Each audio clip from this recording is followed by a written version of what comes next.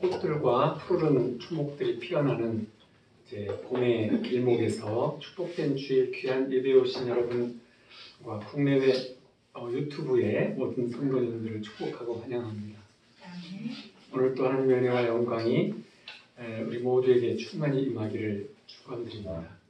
말씀 보겠습니다. 사무엘상 10장 17절에서부터 27절 끝까지 교독하시겠습니다. 사무엘상 10장 17절에서부터 27절까지 422쪽이네요. 제 성경은.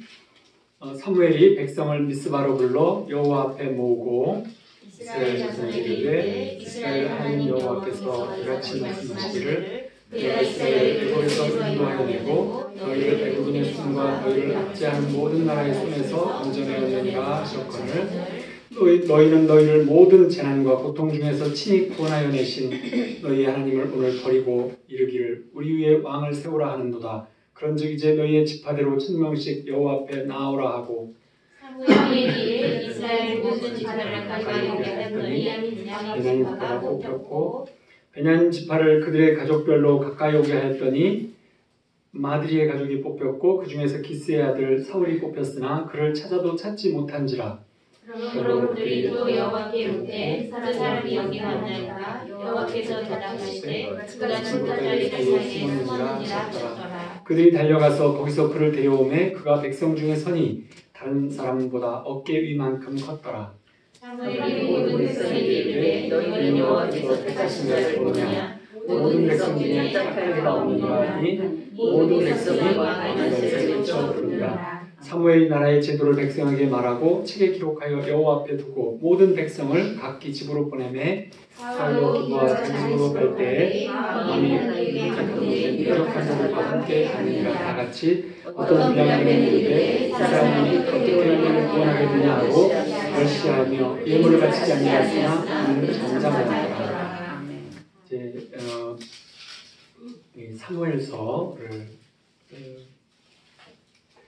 함께 보고 있는데 10장 1절에 사무엘 선지자가 하나님의 인도하시는 대로 사울을 이스라엘 초대 왕으로 기름 붓는 장면부터 시작하죠.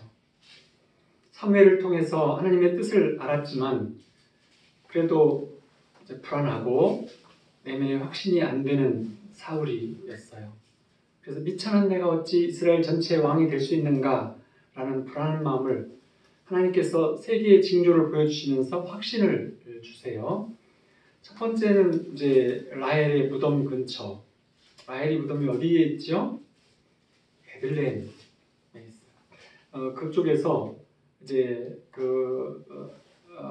부친이 이제 암나귀 몇 마리를 잃어버렸는데 그거를 이제 종이랑 같이 찾으러 가라고 했어요. 그래서 사울이 찾다 보니까 이제 너무 멀리까지 왔다 갔다 하면서 못 찾았는데 우리 아버지께서 암나귀보다 나를 더 걱정하시겠다라는 사실을 알게 해주세요. 그리고 이제 두 번째는 다볼의 상수리나무. 이제 거기에서 이제 아마도 길갈 쪽으로 이렇게 가면서 아주 큰 상수리나무. 시골에 있는 엄청난 그 마을 어귀에 있는 그런 나무같이 큰 수영을 갖춘 그게 이제 다볼의 상수리나무예요. 상수리나무가 두 가지가 있는데 엄청 크게 자라고 모양이 크게 이렇게 동네 여기에 그 언덕 위에 서 있는 아주 멋지고 큰 나무죠. 거기를 가다가 사람들을 만났는데 이제 세 사람을 만났는데 빵 두 덩이를 얻게 될 것이다. 이렇게 이제 사무엘이 예언해 주는 일이 또 이루어졌고 그래서 이제 성읍에 갔더니 하나님의 산에서 춤추고 찬양하는 예언자들이 막 나오는데 이제 사울 너도 가다가 그들을 만나면 너도 춤을 추고 성령이 충만하고 예언을 할 것이다. 이 세 가지 예언이 다 이루어지는 것을 보고 우리 같으면 하나님이 나를 왕으로 세운 게 맞구나 그랬을 텐데 사울은 그때까지도 좀 불안한 거예요. 왜 그러냐면 12지파 중에서 가장 적은 지파에서 이제 그 중에서도 가장 적은 집안 보잘것없는 집안에서 제비뽑기를 해서 이제 됐기 때문에 그래서 좀 굉장히 불안하고 나 같은 것을 이런 상태가 있는 거예요. 근데 이제 아무도 모르고 있는 상황이었지만 사무엘을 통해서 사울을 준비하신 것처럼 하나님은 아무도 모르게 나라와 교회를 위해서 새로운 역사를 준비하시고 또 우리를 위해서도 새로운 역사를 준비하고 계세요. 17절에 보면 사무엘이 백성을 미스바로 불러 여호와 앞에 모으고 민족의 어떤 큰 문제들을 선택을 결정할 때 미스바의 성막 앞에 모였다는 것이에요. 이 미스바는 좀 언덕 위에 있으면서도 여기는 이제 가장 큰 지파인 곳에 가장 성전이 높이 있는 그런 장소가 미스바인데 이게 매우 특별한 장소예요. 왜냐하면 이제 영적 대각성이 필요할 때마다 사무엘이 온 지파 사람들을 미스바로 불러가지고 거기서 회개시키고 하나님께로 돌아가자고 하면서 민족을 회개시켰던 곳이에요. 우리나라에도 73년도에 여의도에 빌리그레암 목사님을 초청해서 100만 집회가 열렸어요. 그때 슬로건이 뭐였냐면 미스바로 모이자였어요. 저도 기억해요. 그냥 그런 광고들이 떴기 때문에 텔레비전에도 뜨고 그래서 미스바가 어디야? 여의도 같은데 뭐 그렇게 아이스크림 이름인가? 미스바가? 그러면서 그렇게 생각했던 것이 나는데 근데 그때로부터 한국 교회는 엄청난 부흥의 시기를 맞아요. 근데 이제 에브라임이라고 하는 가장 큰 지파의 성도였던 이 미스바, 여기는 사무엘이 이스라엘 자손들 사이에 어떤 다툼이 있거나 큰 문제가 생기면 거기서 중재를 해줬던 곳이에요. 그래서 그런 힘으로 거기서 이제 회개하고 블레셋이 공격하면 모여서 또 블레셋을 물리치는 기도를 함께 하고 그랬던 곳이죠.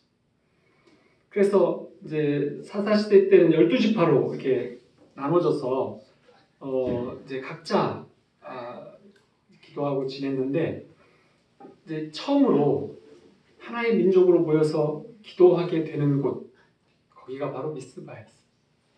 의미가 있는 거죠. 모든 지파가 하나가 돼서 모인 곳, 그것이 이제 미스바였던 거예요.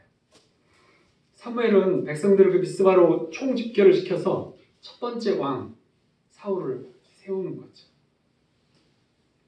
성경에서 축복을 받으려면 하나님이 지정한 축복의 장소에 있는 것, 이게 아주 중요해요. 예수님께서도 부활하신 후에 너희는 예루살렘을 떠나지 말고 하나님이 약속하신 것을 기다려라. 근데 그 예루살렘은 엄청 잡히면 죽을지 모르는 위험한 곳이었고 두려운 곳이었어요. 하지만 예수님의 명령으로 그들은 거기서 모여서 기도하고 있었잖아요. 그래서 전심으로 마가의 다락방에서 기도하던 그들은 120성도와 제자들은 사도행전의 주역들이 되어 가잖아요. 그것처럼 아무 이름이 없었던 무명의 사울, 인생을 바꾸는 축복의 장소는 미스바였어요. 또한 사무엘조차도 아주 무명의 사람이었어요. 한나로부터 이렇게 사무엘을 세워질 때 보면 아주 무명의 사람, 선지자였지만 그 이스라엘 전체의 선지자가 되었고 또 그날은 무명의 청년 사울을 통일된 이스라엘 초대 왕으로 이렇게 세워주는 그런 어떤 나라의 변화가 되는 그런 일이죠. 근데 이런 변화가 또 성전에서 언약궤와 함께 하시던 하나님의 영광이 선지자와 함께 해주시고 왕에게 함께 해주시고 또 성전을 떠난 언약궤와 함께 해주시는 하나님께서 영광을 어떻게 보면 이렇게 역사를 나눠주시기 시작하는 또 변화의 때이기도 해요. 이런 때에 이제 왕을 세워달라고 하는 거죠. 그래서 누구라도 어떤 사람일지라도 특별한 시간에 특별한 장소 거기에 있어야 하는 거예요. 우리 모두에게도 마찬가지로 하나님이 가 있었으면 하는 장소가 있어요. 하나님께서는 지금 어디에서 누구와 있는가 이것을 굉장히 중요하게 여기세요. 성경을 이렇게 해보면 하나님께서 어디에 있느냐, 어디로 가라 와 누구를 만나느냐에 집중하시지 어떤 상황이나 어떤 문제에 집중해 주시지는 않으세요. 우리가 나중에 갈 곳은 어디에서 누구와 함께 있는 것을 목표로 해주시죠, 하나님이? 천국에서 하나님과 함께, 예수님과 함께 있는 것을 원해 주시죠. 75세까지 아브라함은 아주 번화한 도시 우르에 있었지만 그곳이 축복의 장소가 아니었어요. 매우 늙은 그 아브라함에게 가나안으로 가라고 하셨는데 그 가나안은 아브라함에게 있어서는 축복의 장소였어요. 그래서 하나님은 아무 곳이나 누구와 있든지 축복을 해주시는 게 아니라 축복의 장소에 있을 때 축복을 해주셨어요. 그 축복의 장소가 점점 나중에 어떻게 신약으로 가면 누구와 함께로 어디로 누구와 함께로 점점 변화를 주시죠. 예를 들면 자연은 호랑이는 깊은 산에 있어야 돼요. 개와 고양이들은 집 근처에 있어야죠. 그곳이 축복의 장소예요. 그곳에 있어야 그들의 재능과 능력을 펼 수 있어요. 호랑이가 먹을 것이 없어지면 인가로 나오거나 가축을 잡아가기 시작하면 그 호랑이는 능력과 재능도 없어지는 게 아니라 잡혀서 사람한테 죽게 되죠. 그래서 우리나라의 호랑이가 다 죽었잖아요. 하나님께서 우리 인생을 은혜와 축복 속에서 잘 이렇게 그 속에서 살게 하고 싶어 하시는데 잘못된 장소, 잘못된 시간에 잘못된 사람들과 어울리고 있다면 예비하신 은혜와 축복을 놓치는 것이 되는 거죠. 축구 선수가 축구공을 찰 때도 축구공의 어떤 한 부위가 정확하게 있어요. 거기를 정확하게 맞추면 이제 가마찬다 그래서 공이 이렇게 회전하면서 원하는 곳으로 가게 되잖아요. 잘 차는 사람일수록. 근데 초보자라면 공을 힘껏은 차는데 아주 그 정확한 장소를 맞추지 못하기 때문에 그래서 엉뚱한 볼을 차죠. 텔레비전에서 보면 웬만한 축구 선수들은 그 응원석에 있는 뭐 가줄 왼쪽 3층의 가줄 왼쪽 세 번째 사람에게 공을 차보라 그러면 정확하게 그 사람이 일어서면 잡을 수 있는 거리로 공을 거의 차더라. 10개 차면 9개 정도는. 그러니까 어마어마한 정확성을 가지고 있는데 그렇게 차려면 어떤 원하는 정확한 목표점, 그 스팟을 맞춰야 해요. 야구공도 마찬가지예요. 노련한 야구 선수는 별로 힘들이는 것 같지 않게 치는데 홈런을 쳐요. 그래서 야구 선수들이 보면 늘 야구배트를 여기다 이렇게 차고 야구공을 던져서 통통통통 이렇게 맞추고 다니는데 그 점들이 정확하게 이 배트에 정확한 위치에 정확히 맞아야 가운데로 통통통 터오르죠. 그걸 늘 감각하고 지내는 거예요. 연습 삼아. 야구 선수 연습할 때 보면 여기다가 끼고서 공을 던지고 통통통통 하고 다녀요. 거기가 이제 스팟인 거예요. 정확한 부분. 거기를 맞추면 힘들이지 않고 쭉 가요. 그러니까 야구 선수들이 공을 조금만 옆에 맞으면 이 얼마나 울림이 큰지 여기다가 손이 부러지는 것처럼 아프기 때문에 여기다가 고무로 만든 뭔가 이렇게 차고 그걸로 잡아요. 울림을 줄이려고. 근데 하여튼 뼈가 부러지듯이 아프다 그래요. 잘못 맞으면. 근데 축복의 자리라는 것은 축복의 넓은 장소가 있다고 하더라도 그 야구공의 스윗 스팟, 정확한 그 자리처럼 하나님이 예비하신 축복의 자리 그곳에서 살면서 하나님의 뜻에 순종하면 놀라운 축복의 역사를 경험하도록 그렇게 되어져 있어요. 그런 구약의 역사들을 배우면서 우리는 하나님께서 원하시는 곳과 하나님께서 원하시는 사람들과 함께하는 것을 훈련받는 것을 우리는 읽어볼 수 있어요. 하나님이 원하시는 것, 그것은 그 시간에 그곳에 누구와 함께라는 것이에요. 그것이 축복의 하나의 조건이시죠. 그러니까 우리에게 인간에게 주셨던 가장 축복의 자리는 에덴 동산이었어요. 그리고 성경에 유명한 자리들, 베델, 뭐 가나안, 예루살렘, 뭐 이런 어떤 익숙한 어떤 유명한 지명들은 다 누구에겐가 축복의 자리들이었어요. 에덴 동산은 정말 최고의 축복의 땅이었죠. 근데 아담과 하와는 그걸 이해하지 못했어요. 그리고 그걸 경솔히 여기다가 마귀에게 유혹당해서 그 축복의 땅에서 결국 쫓겨나잖아. 죄를 지으면 축복의 자리에서 쫓겨나지만 보혈의 은혜에 힘입어서 그 죄의 문제를 해결하고 다시 축복의 자리로 돌아오도록 하나님은 원하시고 우리를 함께 해주세요. 정말로 번화한 도시가 축복인 자리다 이렇게 알고 나갔던 탕자는 아버지 집이 축복의 자리라는 것을 알고 돌아와야만 했잖아요. 이스라엘 사람들에게도 예루살렘이 축복의 땅인데 방탕하고 이방신을 섬기자 쫓겨나고 흩어졌어요. 그래서 흩어진 유대인들을 디아스포라라고 하는 그들이 늘 기도 끝에 제목이 하나 있는데 예루살렘의 평안을 기원합니다. 예루살렘의 평안을 기원하라 라는 뜻으로 뭐라고 해요. 항상 기도 끝에 나는 축복의 땅 자리로 돌아가겠다라는 소원을 담는 거예요. 그래서 늘 예루살렘의 평안을 기원하라 하고 기도 끝에 그 어떤 문구를 반복해서 해요. 이제 지금 우리들에게 있어서는 신앙의 공동체가 축복의 자리라고 말할 수 있어요. 영적 공동체. 우리 교회를 떠나면 축복의 자리를 떠났구나라는 것을 알아요. 사울에게 축복의 자리인 미스바에서 왕으로 세우심을 받잖아요. 사울은 이 미스바의 축복을 잊지 말아야 했던 것이에요.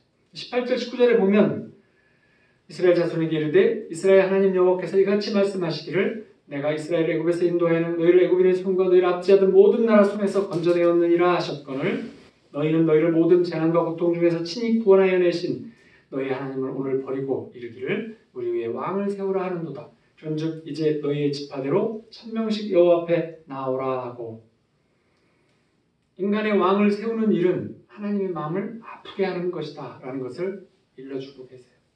왕을 세우지 않고 하나님께서 직접 다스림을 받았을 때 너희는 정말로 무족이었어. 하나님의 특별한 은혜를 받고 살았던 그런 민족이었어.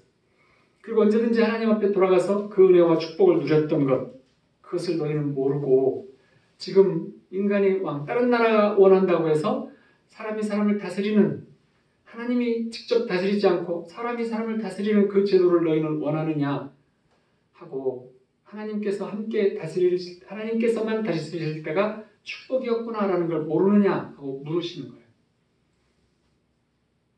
그렇지만 다른 민족들처럼 인간의 왕을 세워달라고 이스라엘 백성들이 원해요. 그런데 그러자 하나님께서 인간의 왕이 세워져도 진정한 왕은 하나님인 줄을 알아라 이런 말씀을 지금 하시는 거예요. 그래서 이제 중요한 행사에는 사무엘이 에봇이라고 하는 옷이 비슷한 옷을 입고 그 이제 가슴에 있는 흉배에는 우빔과 둠빔이라고 해서 그 하나님께서 함께 하던 어떤 그 영광의 빛을 앞뒤로 붙이고 그리고 제비뽑기를 했어요. 하나님의 뜻을 구할 때 누구에게 이럴 때는 항상 제비뽑기를 했어요. 그래서 12,000명 한 지파에 1000명씩이니까 12지파가 해서 누가 첫 번째 왕이 될 것인가를 제비뽑기를 하는데 사무엘이 뽑는다면 믿을 수 없다. 저거 좀 이상하다. 그럴까 봐서 모든 지파에서 누구나 다 나와서 뽑으라고 하는 거예요. 12,000명이 다 뽑아라. 누군가가 뽑힐 때까지. 그러자 이제 그 하나님께서 제비뽑기를 통해서 하나님의 뜻을 분명하게 항상 알게 해주셨는데 그것은 에봇을 입고 우림과 둠빔을 들고 나온 그 사람들에게는 항상 정확하게 선택을 해주셨다는 거예요. 근데 베냐민 지파가 이제 막내 지파니까 사울 지파가 그래서 12,000명이 아침부터 제비를 뽑았으니까 저녁 때쯤 돼가지고 거의 그때까지 안 뽑히는 거예요. 그래서 베냐민 지파 사람들한테 뽑으라고 했더니 그 사람들이 뽑다가 사울을 왕으로 뽑았어요. 그래서 이제 그 순서도 베냐민 지파를 뽑고 또 그 지파의 그 집안을 뽑고 그리고 사람을 뽑고 이렇게 뽑는가 봐요. 그렇게 뽑았어요. 그래서 뽑혔어요. 그래가지고 이제 사울이 왕에 뽑혔는데 그래서 이제 사울을 이제 불러가지고 막 이렇게 어떤 행사를 가지려고 하는데 보니까 사울이 안 보여요. 그래서 21절에 보면 베냐민 지파를 가족별로 가까이 오게 했더니 마들이 가족이 뽑혔고 그 중에서 기스의 아들 사울이 뽑혔으나 그를 찾아도 찾지 못한지라. 그래서 다시 또 그들이 제비뽑기를 해서 여호와께 물었어요. 그 사람이 여기 왔나이까? 여호와께서 대답하시되 그가 진보따리들 속에 숨었느니라. 이렇게. 왕으로 사울이 뽑혔는데 행가를 치고 막 이렇게 축하도 해주고 보니까 현장에 없어요. 그래서 다시 제비를 뽑으니까 12,000명이 이제 여행에 필요한 여러 가지 물품들, 옷들, 뭐 시용품들 뭐 여러 가지를 가지고 이제 왔으니까 짐들이 많았는데 지역별로 지파별로 막 짐을 많이 싸놨는데 그 사이에 숨어 있는 거예요. 그래서 제비를 뽑아보니까 사울이 짐보따리 속에 숨어 있다. 마치 우리 사총사들이 숨바꼭질 때 숨은 것처럼 숨어 있는 거예요. 사총사가 누군지는 잘 모르시죠? 아무 반응이 없는 거예요. 그래가지고 이렇게 이제 사울은 겸손한 태도가 있었어요. 자신은 왕이 될 자질은 없다. 이렇게 생각하고 겸손한 사울은 그 상황을 감당할 수가 없었고 아마 부담감이 컸을 거예요. 그래서 숨었던 거예요. 그런데 하나님께서는 그걸 이제 세워주시는 거죠. 그리고 또 하나는 이제 그 모든 종교들은 어떤 중심은 바뀌지 않아요. 힌두교의 중심은 여전히 인도고 이슬람의 중심은 여전히 중동이고 다 그렇게 되어 있는데 기독교의 중심은 원래 예루살렘에서 떠나서 계속 중심이 바뀌어지고 있어요. 처음에는 예루살렘이었다가 바울 선교행 이후에 이방이라고 부르던 안디옥으로 옮겨갔다가 이제 또 다시 로마로 옮겨갔다가 그리고 다시 수백 년 있다가 또 서유럽으로 옮겨가서 1000년 정도 중세를 유지하고 있다가 그러다가 드디어는 이제 미국으로 건너가서 이제는 남미나 동양권으로 중심이 옮겨가고 있잖아요. 21세기에서는 미국, 유럽에서 떠나서 제3세계로 이렇게 옮겨가고 있어요. 그 이론을 말한 사람이 기독교는 섬김으로 낮아지는 겸손 때문에 그렇다. 이렇게 설명을 해요. 낮아지는 겸손과 성령과 함께하는 능력이 함께 있을 때는 그 중심으로 되어 있다가 그것이 변화가 되면 그래서 사회가 교만해지고 부자되고 이렇게 넉넉해지고 그렇게 생기면 형식적인 교회가 되어지면서 교만해지면 다른 나라로 성령의 중심이 옮겨간다는 거예요. 사울이 초대왕으로 세워지던 처음에 이렇게 사울은 그 겸손함이 있었어요. 그래서 그 겸손함을 잘 보면 십자가의 겸손을 닮았어요. 야고보서 4장 6절에 보면 하나님이 교만한 자를 물리치시고 겸손한 자에게 은혜를 주신다. 이런 말씀과 같았어요. 하나님의 은혜가 충만하게 임한 것은 자신을 진보다리 사이에 숨겼던 겸손이 있었기 때문에 인간적 인기에 영합되지 않고 변질되지 않도록 사무엘은 이제 나라의 제도를 만들어요. 그래서 나라의 제도를 만들어서 왕이 함부로 자기 멋대로 할 수 없도록 그래서 25절에 보면 사무엘이 나라의 제도를 백성에게 말하고 책에 기록하여 여호와 앞에 두고 모든 백성을 각기 자기 집으로 보내매. 나라의 제도. 이것은 이제 그 나라와 왕이 지켜야 될 어떤 도리 있죠.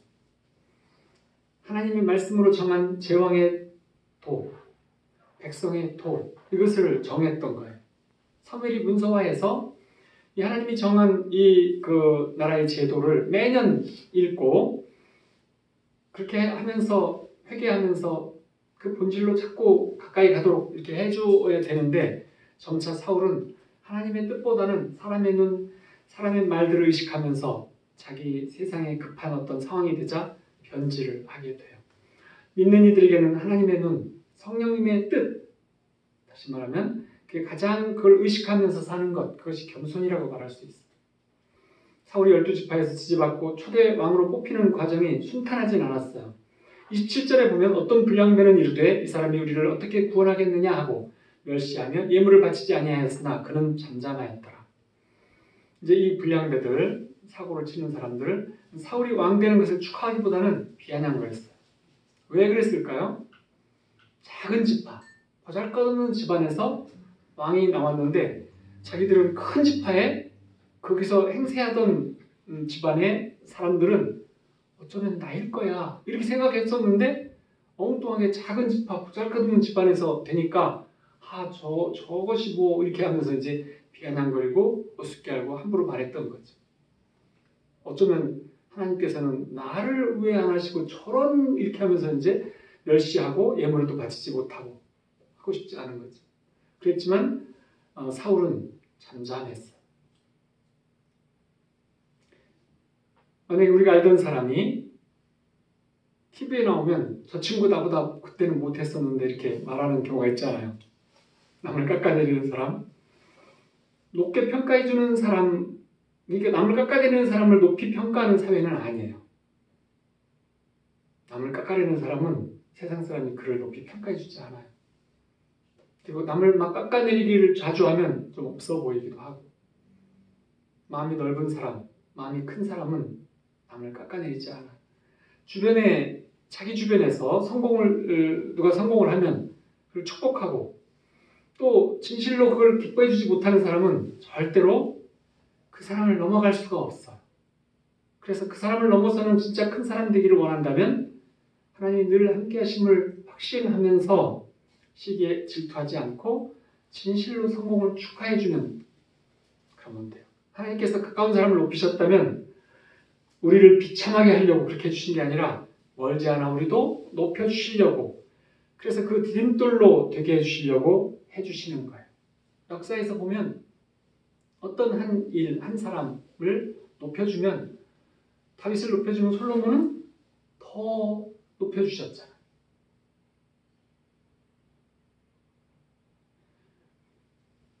누군가를 축복을 해주면 그 주변에 그 축복을 단체로 주시기를 좋아하시는 분이 하나님이세요. 대를 물려서 더 많이 주시기를 원하시는 분이 하나님이시고, 그래서 그것을 축하하고 돕고, 그러면 그 영광과 은혜가 나에게로, 축복이 나에게로 옮겨오면서 또 그 영향력을 이루면서 더 크게 해주실 수 있어요. 사울이 왕이 되자 모든 지파에서 다 축하하는데 요 불량배들은 사울도 멸시하고 성을도 없고 노골적으로 비판하고 깎아내리기만 하는 거예요. 정말 큰 지파들이겠죠. 유다, 에브라임, 이런 지파들, 큰 지파들은 정말로 그런 노골적인 비판과 멸시를 당하면 왕이 됐는데 욱하거나 좀 억울하거나 분할 수도 있는데, 사울은 크게 마음 쓰지 않았어요. 우리가 정말로 알아야 될 것 중에 하나는 인생에서 살아가면서 무시할 것은 무시해야 된다는 것이에요. 초대 왕이 된 사울이 비방하는 불량배들을 이렇게 무시했던 것처럼, 하나님이 주신 길을 갈 때 우리를 이제 함부로 말하고 또 우리를 비판하고 우리를 모독하고 이런 사람들이 있을 때 분명히 있어요. 그거는 무시하는 게 좋아요.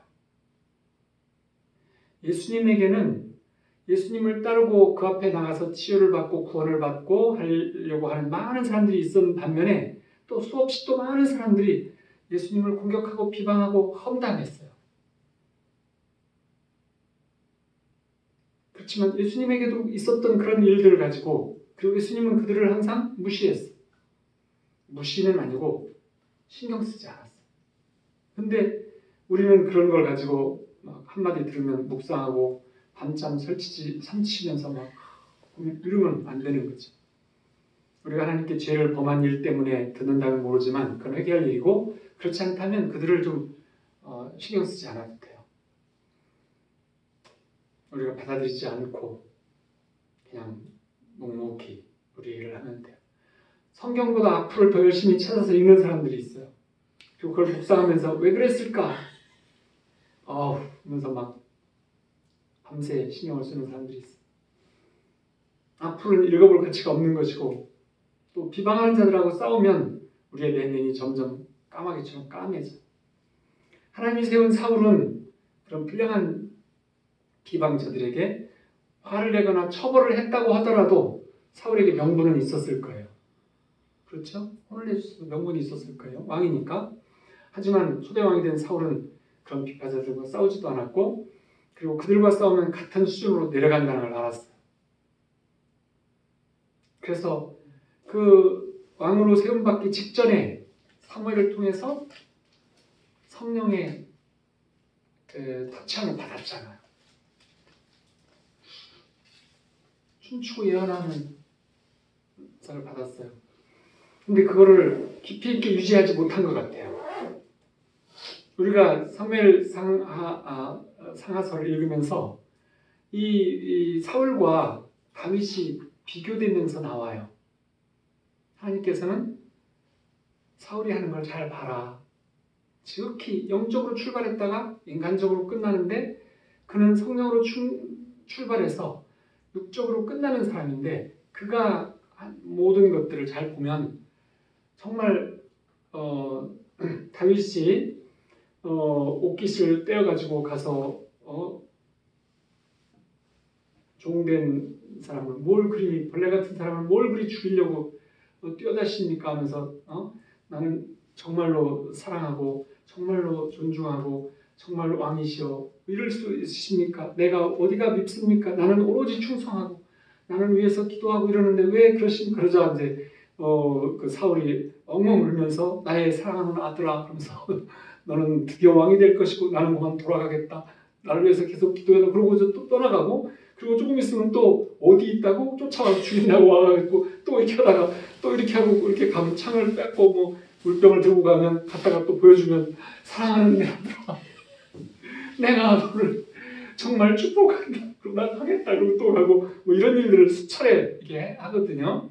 그런 걸 보면 이 사울은 이제 다윗과 성경에서 보면 이제 비교 대상이에요. 이렇게 양면을 비교하라고 우리에게 보여주는 그런 그래서 사울과 이 다윗은 완전히 차이가 있는데 사울은 영적인 경험을 했을 때 그것을 유지해가지 못했어요. 왜 그랬을까요?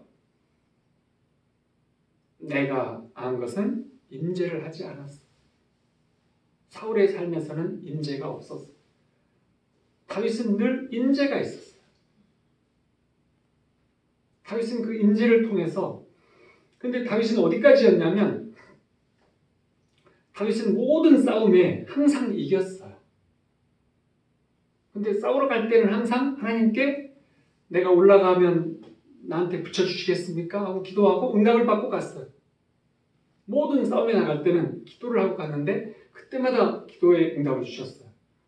그런데 또 그런 싸움 이외의 어떤 것들에 대해서는 응답이 별로 없고 구하지도 않았기 때문에 나단 선지자라든지 어떤 다른 이렇게 사람들을 통해서 선지자들을 통해서 또 하나님의 뜻을 늘 들었어요. 하지만 싸움에서만큼은 백전백승 다 기도를 응답을 받고 나갔어요. 그런데 이 사울은 전쟁을 하고 죽게 생기자 무당을 불러가지고 사무엘의 영을 불러다오. 그래서 하나님을 배신한 이제 그런 일이 있는데 다윗은 그 어린 시절부터 임재를 통했어요. 새벽을 늘 깨우고 살았어요. 시편에서 임재에 대한 얘기를 많이 노래하고 있습니다. 우리는 사무엘상하서나 열왕기상에서 볼 수 없지만 시편에서는 수없는 임재에 대한 부분들이 나와요. 그래서 다윗은 평생 임재를 했던 사람이라고 말할 수 있어요. 그래서 내 마음에 합한 사람, 내 마음과 같은 사람, 내 마음에 드는 사람이 하나님께서 우리를 볼 때 내 마음에 드는 사람이 누구였느냐? 임재를 늘 하는 사람이었어요. 나와 함께 있기를 기뻐하는 사람, 매일매일 나와 함께하는 것을 즐거워하는 사람을 다윗이 그래서 이 땅에서 첫날보다 하나님의 왕국에서 하루가 더 좋사오니 이것이 따르게 말하면 임재인 거죠.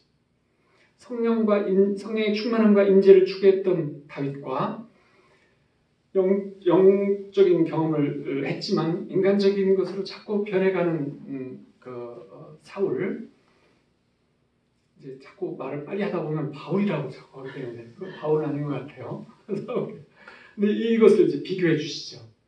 그런데 사울이 비판자들에게 초기에는 매우 영적인 부분이 아직 남아 있어가지고 겸손하고 비판자들과 싸우지 않아요. 그들과 싸우면서 같은 수준으로 내려가지 않았어요.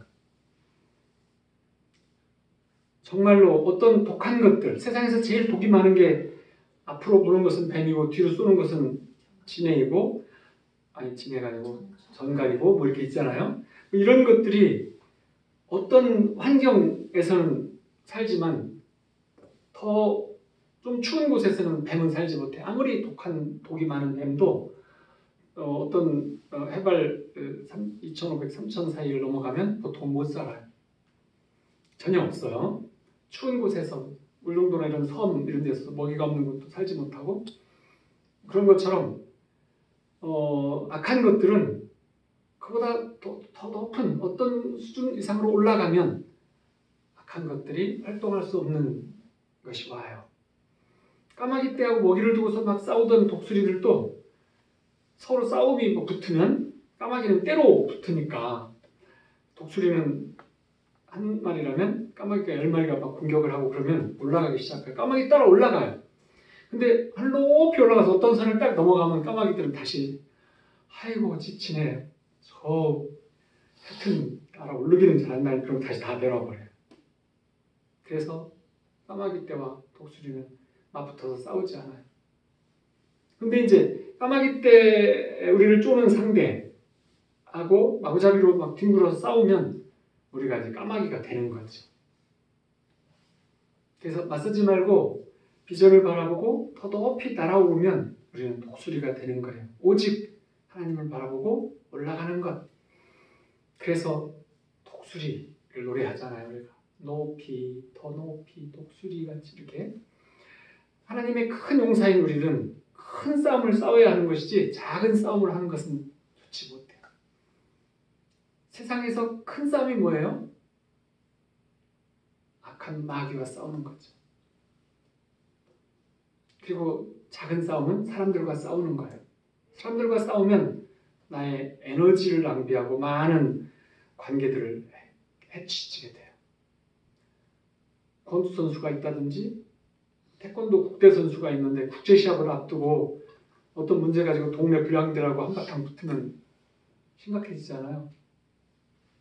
아무리 불량배가 지나가는데 건드려도 국대 선수 정도 되면 안 싸워요. 싸워서 이득될 게 하나도 없어요. 그렇죠? 국가대표로 나가서 큰 시합에 우승을 해야지. 그래서 우리가 사람 사이에서 일일이 자기의 의를 내세우면서 그런다면 진짜 큰 싸울 일이 생길 때 지쳐있어요. 그래서 누구랑 싸우느냐를 선택하는 것. 이것이 까마귀 수준인가 독수리 수준인가를 결정하는 중요한 기준으로 하나님은 보세요. 하나님의 자녀인 우리는 독수리들이기 때문에 까마귀랑 싸우지 않아요. 근데 입장을 바꿔보면 독수리와 싸운 까마귀 그룹에서는 제가 독수리랑 싸워서 맞짱 떴대 이렇게 그러면서 자랑스러운 까마귀가 되는 거예요.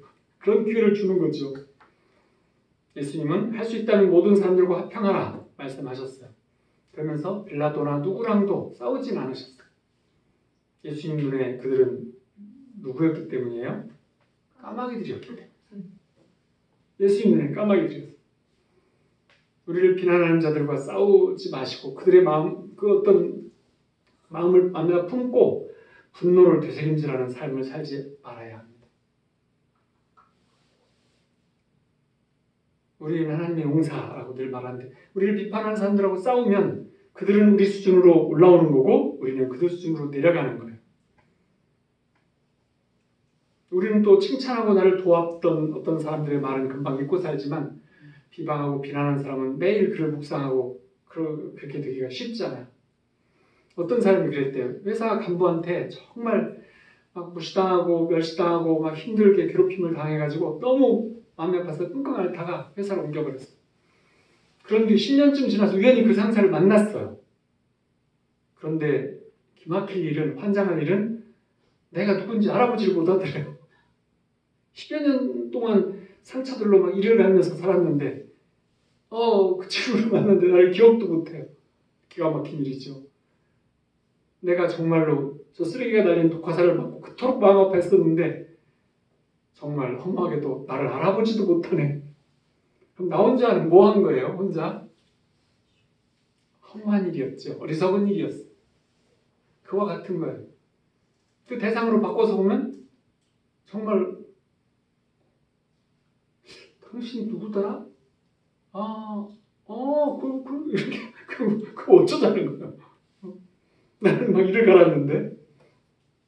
그래서 우리가 인생을 살아가면서 이제 무시할 사람은 무시하고 마음에 담아두지 않고 살아야 돼요. 아침에 묵상할 때 마음에 걸리는 사람이 있으면 예수님의 십자가 앞에 그를 놓아드리시면 돼요. 그리고 우리는 어떻게 하면 한 번도 욕을 먹지 않을까? 어떻게 하면 모든 사람들, 내 주변의 모든 사람들을 행복하게 해줄까? 이런 생각을 버리셔야 돼요. 그건 예수님도 하지 못한 일이세요. 예수님을 헐뜯던 사람들이 주변에 많이 있었어요. 근데 우리는 그 정도까지 당해서 알아놓지 않고 있다면 잘 사시는 거예요. 예수님을 핍박하고 함부로 평가하고 죽이겠다고 공격하는 사람들이 얼마나 많았어요. 예루살렘을 올라갈 때는 늘 예수님도 보면 올라가겠다 그러고 안 가신다고 그러고 올라가기도 하고 갔다가 금방 내려오시고 이렇게 하시잖아요.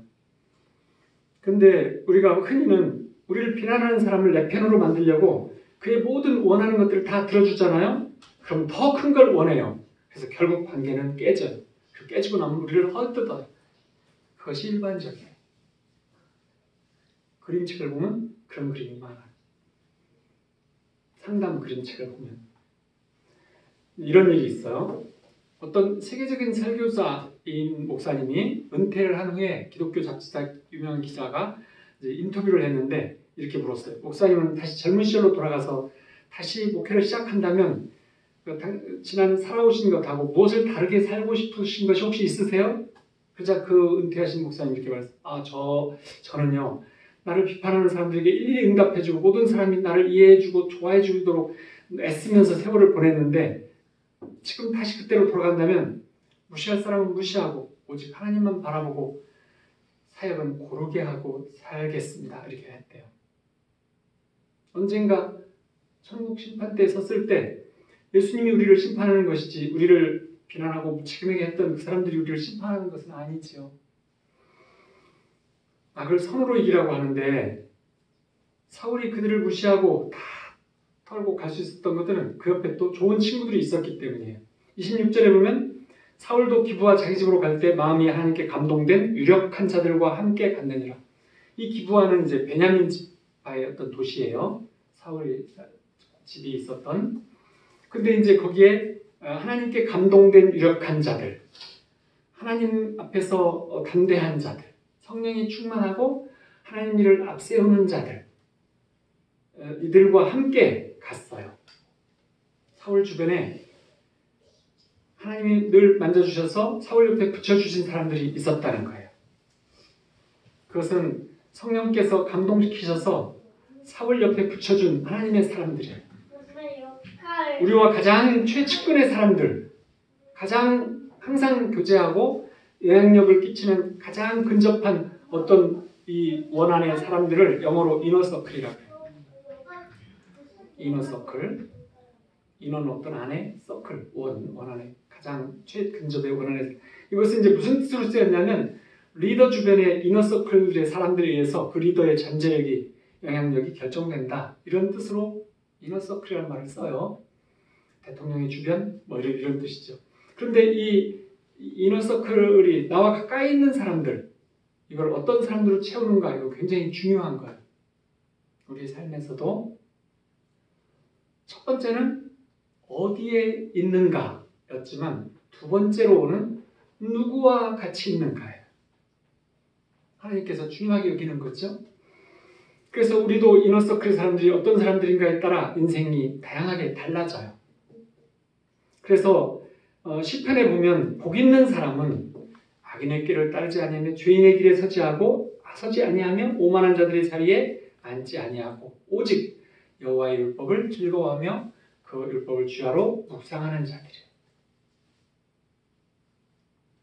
무릇 악인들은 심판에 견디지 못하며 죄인들이 의인들의 모임에 들지 못하리로다. 의인들의 길은 여호와께서 인정하시나 악인들의 길은 망하리로다.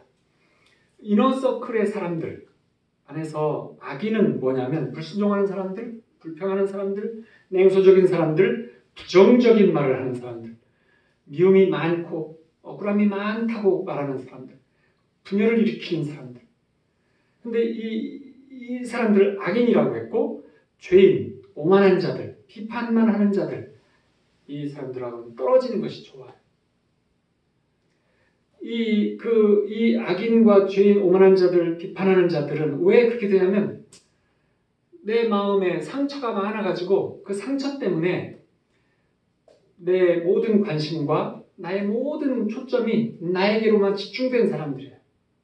그것을 풀지 못하면, 그래서 십자가에 내가 죽지 못하면 그걸 영원히 풀지 못해요. 모든 환경과 세상과 사람은 나를 중심으로 보는 거예요. 나한테 상처 줄 사람인가 아닌가. 그러면서 인간관계에서는 상대방들을 질리게 하고 힘들게 하고 괴롭히고 화나게 하고, 그러면서 그의 영성을 떨어뜨리고 관계를 무너뜨려요. 나중에는 원망의 관계로 넘어가요. 그리고 헤어질 때는 항상 원망과 미움이 가득 차서 비난하면서 떨어져 가요. 슬픈 일이죠.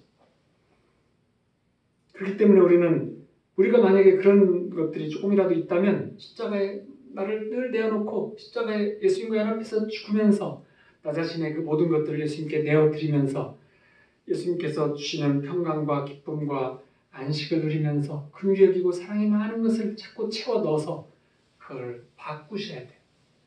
예수님께 나를 드리고 바꿔달라고 해서 바꾸셔야 돼요. 청년들이라면 그 이너서클에서 제외시킬 수 없는 마지막 사람과 결혼하면 딱 좋은 거예요. 복 있는 사람이라고 하는 우리들, 이 이너서클 안에서 영혼이 건강하고 성령 충만한 사람들과 관계를 가지고 살아야 주님과의 관계에서도 늘 좋은 그 영성과 성령 충만함을 키워나갈 수 있는 환경이 만들어져요. 영성이 없는 사람들하고 이게 친밀한 관계를 유지하면서 이너서클을 만들어버리면, 그러면 내가 망가지고 힘들 때 위로를 주는 것 같지만 나를 세워줄 수 없어요. 그들은 성령이 충만하지 않은데 뭘로 세워줘요? 선택할 때 하나님의 뜻을 알아서 선택해줘요? 아니면 우리가 진정으로 영성이 떨어졌을 때 위로하고 기도하면서 그를 끌어올려줄 수가 있어요? 아무것도 하지 못해요. 세상적인 것밖에 할 수 없는 거지. 근데 이제 이런 일도 있었대요. 어떤 목사님 부부는 젊은 날에 스스로 잘하는 좋은 교인들은 돌보지 않고 문제가 많고 힘들어하는 성도들을 정성껏 돌봤어요. 그렇게 해서 5년, 10년 됐는데 점점 탈진해 갔어요. 그래서 너무 힘들어서 정말로 큰 문제가 생겨서 이 목사 부부에게 위기가 왔을 때 그들을 공격하고 떠나간 사람들은 그 부부가 정성껏 돌본 그리고 애쓴 성도들이 주로 그랬어요. 공격하고 다 떠나가 버렸어요. 그래서 그가 하나님 앞에 나가서 울며 엎드렸어요. 그래서 성령이 말했어요. 내 힘으로는 사람을 모을 수도 없고 가까이 할 수도 없다. 성령께 다 맡겨라. 어떤 이들은 오고 어떤 이들은 갈 것이지만 모두를 행복하게 해주려고 하지 말아라. 너는 하나님만을 높여라. 하나님이 보내준 사람들에게 신실하면 너의 할 일은 다 하는 것이다. 이런 음성을 들었어요. 그래서 그 음성을 듣고 난 후부터는 하나님이 보내준 사람들에게 신실하려고 애썼어요. 마음에 상처받고 힘들어하는 사람들을 품고 돌보는 것은 사역으로는 하고 가까이는 하지 않았어요. 이너서클에 두지 않았어요. 그 후로는 교회가 엄청 부흥을 했는데 하나님께서 그 이너서클의 사람들을 건강하고 성령이 충만한 사람들로 붙여주셔서 주변을 채워주셨어요. 그러자 그 교회가 올라갔어요. 근데 이제 교회가 올라가는 게 중요한 것이 아니라 우리의 주변에 나의 가까운 이너서클의 사람들을 그런 사람들로 하셔야 돼요. 세상 사람들이 아무리 잘해줘도 그들과 이너서클을 갖게 되면 그것은 하나님의 뜻하는 대로 가지 못하고 어디로 누구와 함께의 문제에 걸려버려요. 심지어는 어디에서 누구와 함께를 하나님은 중요하게 여기는데 그것이 그 다음 아래 하위 단계를 다스릴 수 있어요. 문제와 상황이 하위 단계죠. 어디에서 누구와, 이것이 문제와 상황이라고 하는 하위 단계를 이 땅의 것을 다스릴 수 있게 돼요. 그러면 이제 그걸 신약으로 바꾸면 우리에게 있어서 내 육신과 감정과 마음을 어디에서 누구와 함께 지내야 돼요? 우리 영 안에서 예수님의 성령과 함께 예수님과 함께 지내야죠. 그것을 지금 하나님은 굉장히 귀하게 여기시는 거죠. 물론 건설적인 비판이 다 나쁘다 이런 것은 아니고 건설적 조언도 필요해요. 때로는 나를 사랑하는 지혜 있는 사람들, 인간적인 사람들의 좋은 비평 그것도 중요하고 귀를 기울여야 돼요. 하지만 건설적 비판의 차원이 아니고 비판만 하는 까마귀 때 그 사람들에게서는 우리는 빠져나와야 해요. 까마귀와 그냥 그럭저럭 같이 계속 살아가면 내가 까마귀처럼 변하기가 쉬워요. 독수리는 까마귀와 함께 살기 어려운 것이 진실이에요. 그래서 독수리들하고 끼리만 이너서클을 만들면 그때부터 독수리처럼 날아오르게 돼요. 모든 것들이 하나님께서 그렇게 만들어 놓으셨어요. 우리 환경들을. 교회 안에서도 사역의 대상은 까마귀들이고 이너서클은 독수리들이어야 돼요. 이것이 성경적인 이유는 뭐냐면 예수님도 이너서클 있으셨어요. 누구였어요? 베드로, 요한, 야곱. 야곱은 친동생이었고 베드로와 요한이 어떤 상황에 가면 예수님이 늘 베드로와 요한, 야고보는 나와 함께 가자 그러셨어요. 기억나시죠? 변호사에 누구 있었어요? 오해할 수 있는 환경, 정말 중요한 선택, 가장 좋은 자리에는 예수님의 제자들 다 데리고 가지 않았어요. 도마 같은 사람 데리고 변호사에 가면 희한한 말을 했을 거예요. 제가 지금 예수님, 제가 지금 헛것을 보는 거죠? 그러지 않았겠어요? 야이로의 죽은 딸을 살리실 때 예수님이 거기 가신 벌써 다 이미 죽었는데 뭐 여기 오실 거 없어요. 그러고 이제 사람들이 왔어요. 그러자 그들을 다 내보내셨잖아요. 다 내보내요. 그리고 몇 사람들과의 사이에서만 그 일을 하셨어요. 하나님께서는 광야에서도 우리가 메뚜기와 같다고 하던 이들은 다 광야에서 끝내셨어요. 거기서 가나안으로 들어가지 못하게 하셨어요. 우리에게 주어진 사명은 크고 갈 길도 많이 남아있는데 까마귀 떼와 싸우느라고 그들을 돌보느라고 힘을 낭비하는 일, 영성은 거기다 낭비하면 안 돼요. 육체적인 돌봄은 필요하지만 사역은 필요하지만 그들과 함께 영적인 관계를 유지하고 가는 것은 좋지 못해요. 까마귀 떼와는 이너서클은 까마귀 떼와 함께하지 않아야 합니다. 서로를 위해 기도하고 격려하고 세워주고 영성을 추구하는 독수리 같은 이너서클을 만드셔야 돼요. 우리 교회는 거의 완벽하게 이너서클이 그렇게 되어져 있잖아요. 그러시죠? 그러려면 먼저 자신이 인재와 성령 충만을 추구해야 돼요. 인재와 성령 충만이 어떤 교회에서 보면 그게 최하위에 끝에 있어요. 예배 참석과 그 구체적인 어떤 여러 가지 모임들, 교회 여러 가지 프로그램들에 참여하는 것이 앞서고 인재와 성령 충만을 낮춰버리는 교회들이 많이 있어요. 우리 가까운 사람들하고도 얘기해보면 그렇더라고요. 근데 저는 개인적으로 이렇게 생각해요. 새벽 예배를 나와서 목사님이 설교하고 찬양하고 함께 기도하고 이렇게 하고 가자 하는 그런 교회에서는 성령의 충만한 인재를 하기 어려워요. 새벽 예배에서 인재만을 추구하고 하나님과 친밀함을 추구하고 하나님의 성령의 충만함을 추구하는 새벽을 훈련시키는 교회라면 훌륭한 교회죠. 하지만 서울의 미음, 시옷강 큰 교회는 새벽 예배로 어마어마하게 유명했어요. 미음, 시옷 하는 교회가 있어요. 시작하는. 근데 그리고 저희 처가가 그 옆에 있었기 때문에 어느 날 새벽에 들으니까 군대가 행진하는 소리가 나 5시쯤 되니까 4시 반쯤부터 저벅저벅 막 수백 명, 수천 명이 지나가요. 이게 도대체 무슨 일인가? 내가 군대 가서 봤던 어떤 아침에 이렇게 늦잠 자고 막 일어나서 뛰어가는 소리가 그래갖고 봤더니 그래갖고 궁금해가지고 도대체 이 아파트 사이를 왜 사람들이 저렇게 가지? 새벽 예배 가는 사람들이에요. 미음 시옷교회로 유명했으니까 새벽 예배 늦게 가면 들어갈 수가 없었어요.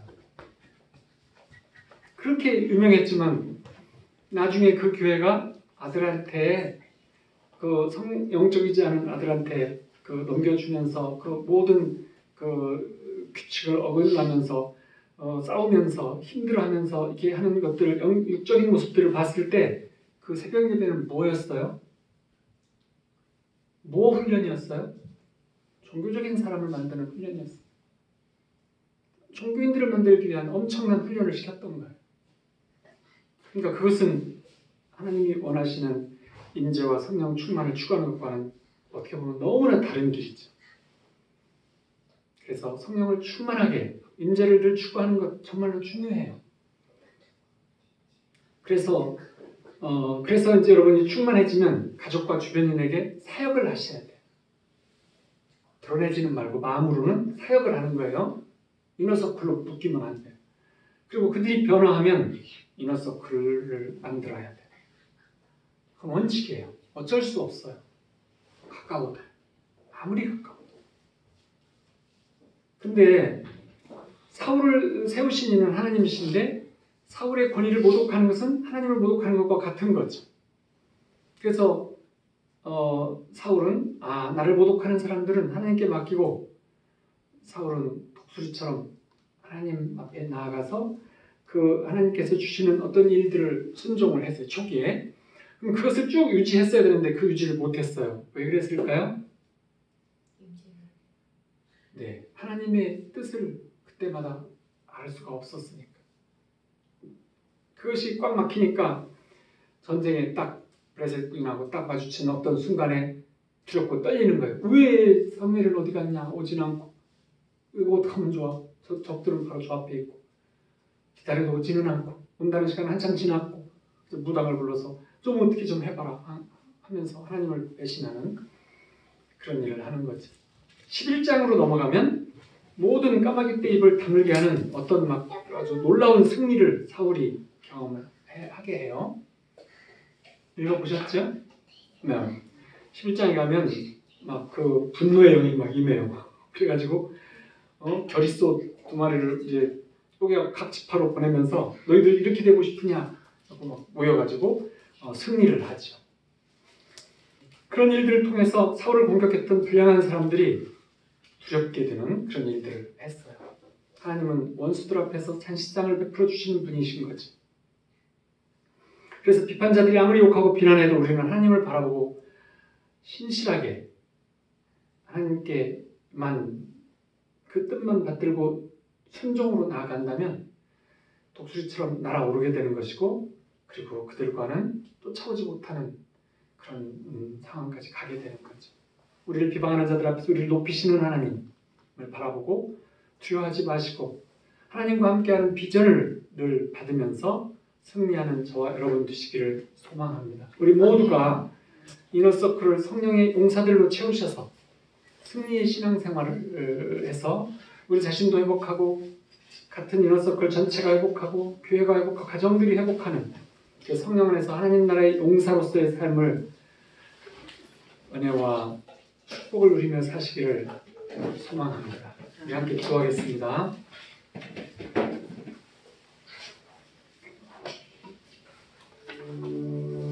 사랑하는 아버지 하나님, 아버지께서 주시는 한없는 사랑하심과 긍휼하심과 또 크신 은혜와 축복에 감사를 드립니다. 죄인된 저희를 위해 이 땅에 오셔서 우리들에게 오셔서 모든 죄를 씻겨주시고 구원해 주시며 함께 해주심을 감사를 드립니다. 우리 힘으로 내면의 불안, 수치, 죄책감, 두려움을 없앨 방법을 몰랐습니다. 일상에 열심히 살아왔지만 내 마음에 만족이 없었습니다. 내가 열심히 신앙생활을 했지만 주님과 친밀해지지 못하고 성경책과 친밀해졌습니다. 우리 내 마음에